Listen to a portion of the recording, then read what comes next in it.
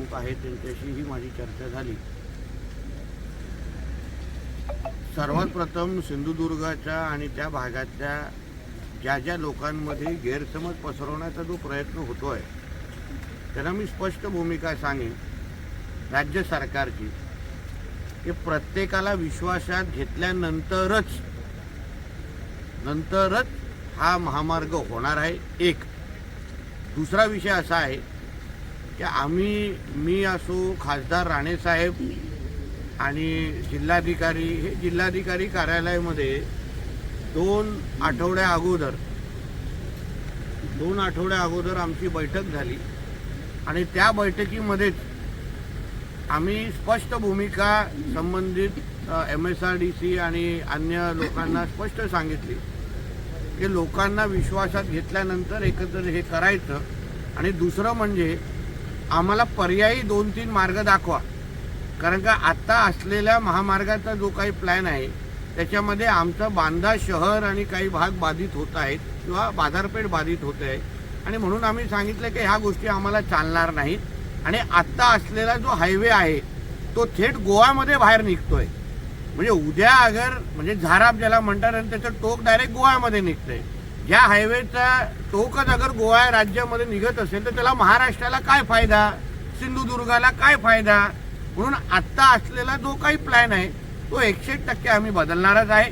त्या संबंधित कॅबिनेटमध्ये पण आमची चर्चा झाली, संबंधित वरिष्ठ अधिकाऱ्यांची पण चर्चा झाली आणि नंतर 2 जे पर्याय आम्ही जे काही पर्याय सुचवलेले आहेत ते त्याच्यामुळे जो पर्याय नवीन येतो तो 0 पॉईंट किंवा मळगाव या काही भागांमध्ये तो आता शक्तीपीठ हायवे तिथून बाहेर निघू शकतो आणि तिथून मग कोस्टल रोड असो, रेडी असो आणि अन्य विकासाच्या दृष्टिकोनातून महत्त्वाचे असलेले जे मार्ग आहेत तिथून निघेल।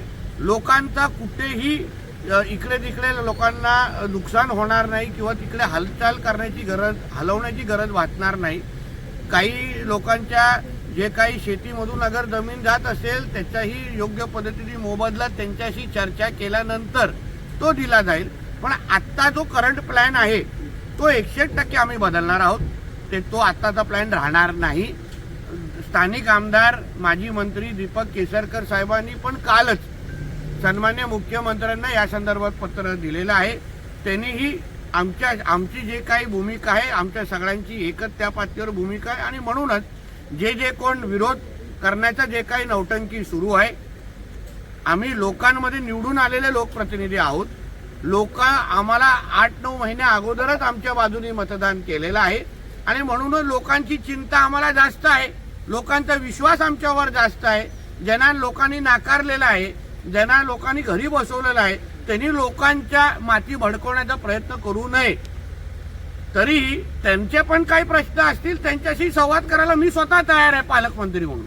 आम्हाला काय उगाच इथे वातावरण खराब करायचं नाही, कोणाचा उगाच इथे कुठलाही पोलीस बळाचा वापर करायचा नाही। जे आंदोलनकारक आहेत, जे काही त्यांची शिष्टमंडळं आहेत, जी काही कुठली तरी समिती केली असेल त्या समितीने पालकमंत्री म्हणून माझ्याशी येऊन बोलावं, त्यांच्या काही प्रश्नांचं उत्तर द्यायचं असेल तर मी तयार आहे। आणि आमची भूमिका पारदर्शक आहे, आम्हाला काही लपवालपी करायची नाही। हा हायवे लोकांच्या विकासासाठीच आता जसा आपण नॅशनल हायवे तयार केला N66 त्याच्यामुळे असंख्य विकासाची दालनं उघडलेली आहेत, तसंच हा शक्तीपीठ हायवे पण लोकांच्या विकासासाठीच आहे आणि म्हणून तो मार्ग गोवाकडे न जाता आता मळगाव किंवा 0 पॉईंटवर त्या पद्धतीने आम्ही सुचवणार आहोत आणि मान्य करून घेण्याची जबाबदारी ही आमची असेल। म्हणून ह्या बाबतीमध्ये कुठलाही विरोध करण्याची काही गरज नाही। कोणालाही संवाद करायचा असेल तर मी कधीही त्याच्यासाठी तयार आहे।